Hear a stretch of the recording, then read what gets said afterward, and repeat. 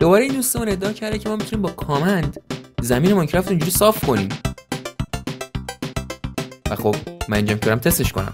من که فکر نکنم این کامند کار کنه، اما اگه کار کرد سیستمو میتره کنم. دوباره باید با استفاده از کامند گیو به خودم دو تا کامند بلاک بدیم. توی کامند بلاک اولی این کامندی که آخر ویدیو براتون میذارم رو بزنید رو حالت ریپیت و آلویز اکتیو. پشمام این کامندش که داره کار میکنه. کامند بلاک دوم این کامند رو میزنید و بازم ریپیت و آلویز اکتیو. دومیش ولی کار نکرد. شوخی میگم خیلی حال میده. همه چی داره صاف میشه.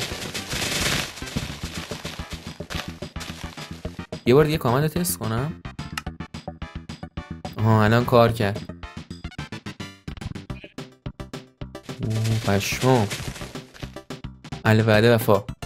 قرار سیستم رو بتر کنم. خدا حافظ سیستم. برای محتوای بیشتر سابسکرایب سیستم ترکید. اینجا غلط کردم. سیستم خاموش شد.